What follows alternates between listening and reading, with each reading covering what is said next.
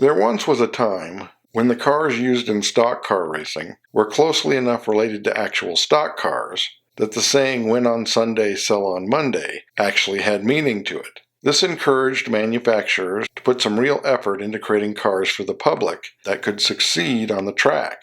From 1949 through 1951, the car to beat was the Oldsmobile 88, and then from 52 to 54, it was the fabulous Hudson Hornet. Chryslers had been competitive, but they set out to beat the others with the 300 for 1955.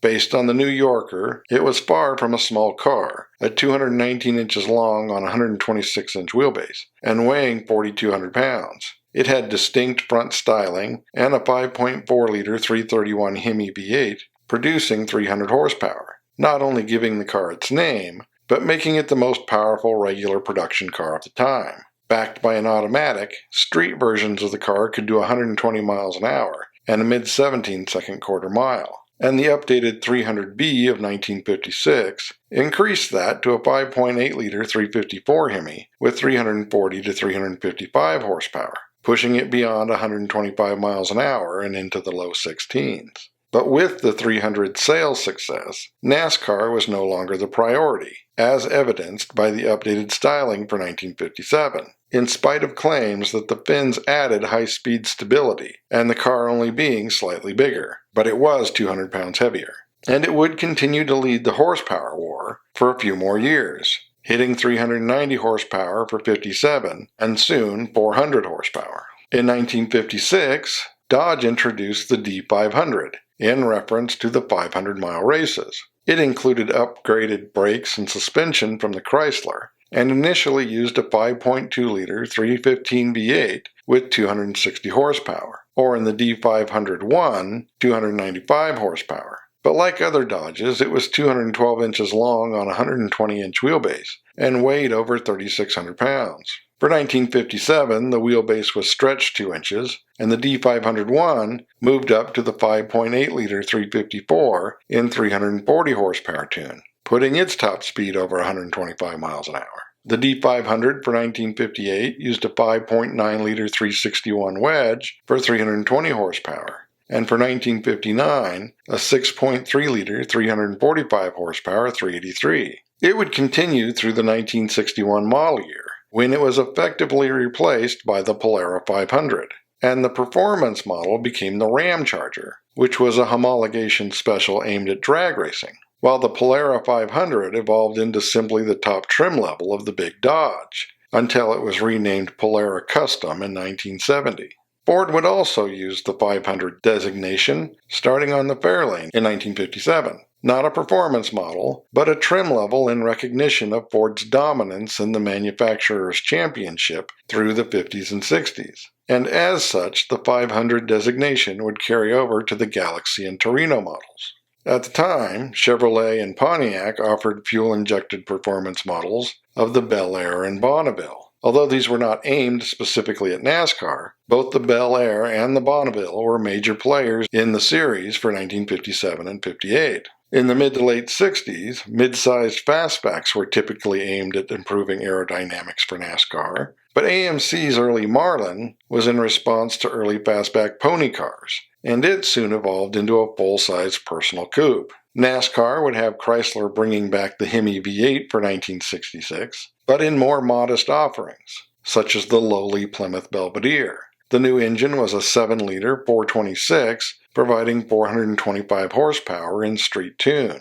Even without any attempts at aerodynamics, the car could reach nearly 150 miles an hour and do the mid-13s in the quarter mile, if properly equipped. But Dodge created a new fastback model with improved aerodynamics, as well as other upgrades unrelated to racing. Things like 4-place bucket seats and a full-length center console. It too could be had with the 426 Hemi, as well as a full line of lesser V8s, down to the 230 horsepower 5.2-liter 318. And using the same mid-size platform, it was only 204 inches long on a 117-inch wheelbase, but weighed up to 4,200 pounds when equipped with the Hemi. The restyle of 1968 moved the car somewhat down market, and it lost its Aero treatment. That is, until the Charger 500 arrived, which was only offered with the 426 Hemi and the 375 horsepower 6.2-liter 440 wedge. It got a flush-mounted grille and rear window that may have been less attractive,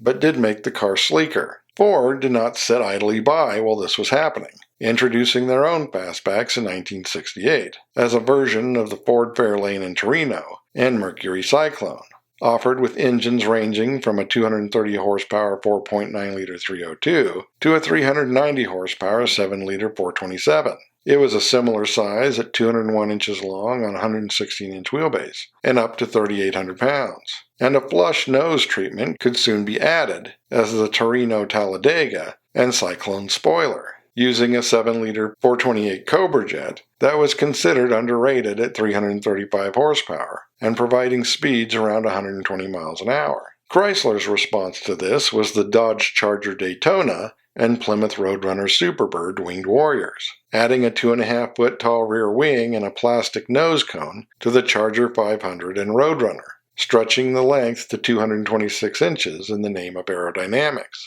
Ford then developed a less tacked-together answer that was supposed to appear as the Torino King Cobra and Cyclone Spoiler 2, but the project was canceled after just a few prototypes were built. And Ford had done some other less conventional things as well, such as selling the NASCAR-developed 429 Boss in the Mustang instead of the Torino to qualify the engine for the series. In street tune, the engine was rated at 375 horsepower, but it tended to be unhappy in traffic and only lasted 2 years, and made the Mustang more of a drag car than a track car, being nose-heavy and doing the quarter mile in the high 13s.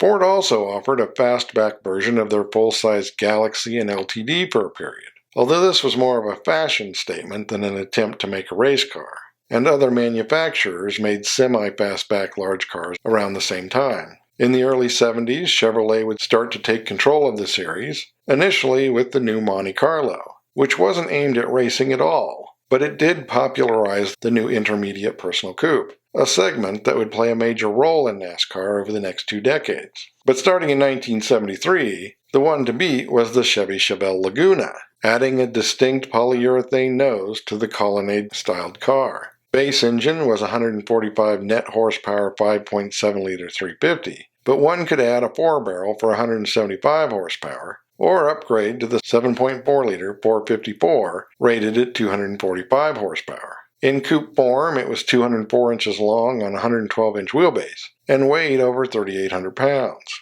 For 1974, the Laguna became the Laguna S3, replacing the Supersport package. As such, it included handling upgrades and additional luxury features, but it was now only offered on the coupe. Engines included the 350, a 6.6-liter 400, and the 454, with horsepower ranging from 145 to 235 net. For 1975, aerodynamics were improved, specifically with NASCAR in mind. 1976 was its final year, gaining additional instrumentation from the Monte Carlo, and the base engine became an 140 horsepower 5-liter 305. Pontiac also introduced an Aero package on their mid-size Le Mans in 1973 as the Grand Am. The name was created by combining Grand Prix with Trans Am to create a car that was not intended for racing, but to compete with performance luxury-oriented cars from Europe, meaning it was an import fighter. But selling 42,000 for the first year, it contributed to the discontinuation of the GTO, which only sold 4,800 that year. But the Grand Am was also available as a 4-door. Base engine was an 170 horsepower 6.6-liter 400, and it could be had with up to a 7.5-liter 455 with 250 horsepower. But sales dropped quickly, meaning it was only offered through 1975, when detuning of the top engine had it down to 200 horsepower. The Colonnade Cutlass was introduced at the same time, and it had a somewhat sleeker nose than the standard Chevrolet or Pontiac. But with the facelift of 1976, that changed, except for on the base Cutlass S, which got an Aero treatment. And it was also the only version offered with the 442 appearance package. NASCAR may or may not have been the objective, but Aero models were disappearing in favor of the formal look, and this version of the Cutlass S was only a 2-year offering. AMC returned to NASCAR in 1973 for the first time since the Hudson Hornet, and although the Matador they used introduced disc brakes to the series, it was sometimes referred to as the Flying Brick. That changed with the restyled Matador Coupes of 1974, which looked nothing like the more family-oriented versions of the car, and aerodynamics were obviously the goal, whether for racing or not, and it was successful on the track.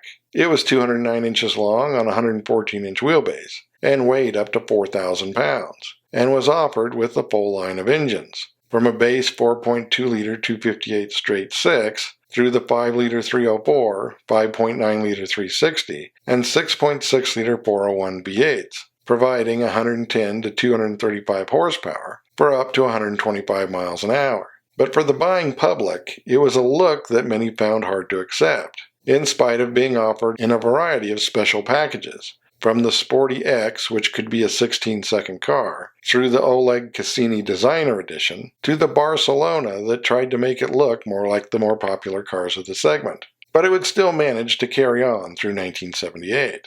The restyled Charger of 1975 revived the Daytona name as a dress-up package, and was so not aerodynamic that the previous design would continue to be used in NASCAR instead. But it seemed things might turn around when the car got a facelift for 1978 and was renamed Magnum, a facelift that had NASCAR specifically in mind. But once again, it only lasted a couple of years. The Grand Am returned for 1978, once again putting a more aerodynamic nose on the new downsized Le Mans, initially offered with a 3.8-liter Buick V6 or a 5-liter 301, with horsepower being 110, 140, or 155. But soon the 301 was replaced by a Chevy 305 with up to 160 horsepower, and once again it was short-lived, surviving only through 1980, although the Grand Le Mans of 1981 was pretty much the same concept. At Dodge, the Magnum was replaced by the downsized Murata for 1980. It was 210 inches long on a 113-inch wheelbase, and could weigh over 3,600 pounds. The base engine was a 3.7-liter 225/6 with 90 horsepower, with optional V8s of the 5.2-liter 318 and 5.9-liter 360, with 155 to 185 horsepower. Although the front styling was more inspired by the coffin nose Cord than NASCAR, it was hoped it would help Dodge make a comeback in the series. But it proved to be far less aerodynamic than it looked. Street versions, however, were surprisingly decent performers for the period, doing 125 miles an hour in a low 17-second quarter mile. And Chrysler made a similar aerodynamic version as a special edition of the Cordoba, meant to be reminiscent of the Letter Series 300s of the 50s and 60s. The facelifted Oldsmobile Cutlass Supreme and Buick Regal of 1981 received improved aerodynamics. But like the Murata, the so-called shovel-nosed Cutlass failed to see the NASCAR success that had been hoped for. It was 200 inches long on a 108-inch wheelbase and around 3,500 pounds, but it remained one of the best-selling cars of the time. And the return of the Hurst Olds in 1983 gave it a bit of a sportier image, using an 180 horsepower 5-liter 307, pushing it over 120 miles an hour, and giving it a mid-16-second quarter mile. And the same car would be the 442 from 1985 through 1987. The similarly styled Regal proved to be much more successful in NASCAR, quickly becoming the car to beat. Street versions could be had with a 4.3-liter 265 V8, but the performance option was the turbo version of the 3.8-liter 231 V6. The Turbo Sport Coupe had been offered since the Regal was downsized in 1978, initially with 150 to 165 horsepower, and by the time the improved aerodynamics arrived in 1981, it was up to 170.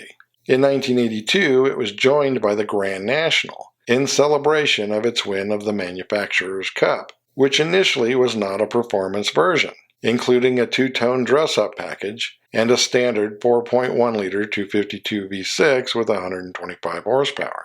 It was not offered for 1983, but the Sport Coupe became the T-Type and got several performance and interior upgrades. Better brakes, stiffer suspension, and horsepower was up to 180, giving the car a top speed near 110, and a mid-16-second quarter mile. But the Grand National returned in 1984 in all black and bumped the turbo to 200 horsepower, then raising it again for 1986 to 235 and to 245 for 1987, becoming a high 14-second car capable of more than 135 miles an hour. It would be the last year of the rear-wheel drive Regal, in spite of the turbo model's continuous climb in popularity. But there would also be a limited G&X version, seeing additional increases in performance that included a rise to 276 horsepower, making it a low 14-second car able to exceed 140 miles an hour, although it was priced at $30,000 when a base Regal could be had for less than $12,000.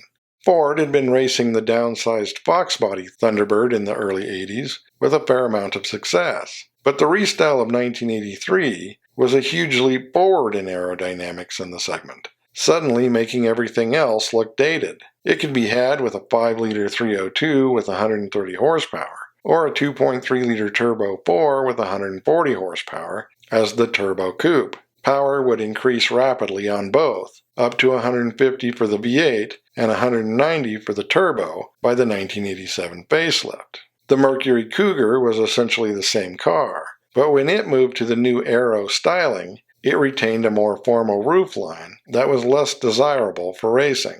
Chevrolet's answer was the Monte Carlo Supersport.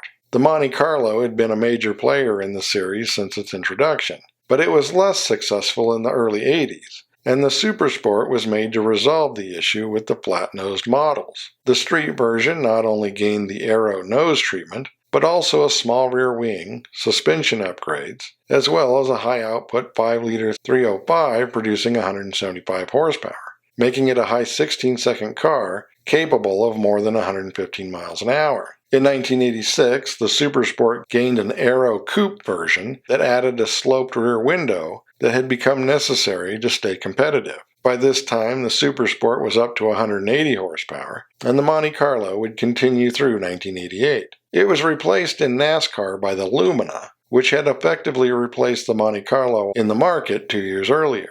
Pontiac also got an Aero version of the Grand Prix for 1986 and 1987 as the 2+2, harking back to the performance models of the early 60s. It shared the 5-liter V8 engine, but different tuning provided less power at 165 for a 17-second quarter mile, but speeds over 120 miles an hour. By this point, aerodynamic design was becoming a normal part of the design on even the most mundane cars, and NASCAR rules had changed significantly, making for bodies that conformed less with their road-going counterparts. A trend that has continued so much that today they have very little in common at all, which makes one question why it is still even called stock car racing. And NASCAR packages have become little more than stick-on graphics in honor of a popular driver, although that too was done in the past. So as always, thanks for watching. Don't forget to comment below and like and subscribe.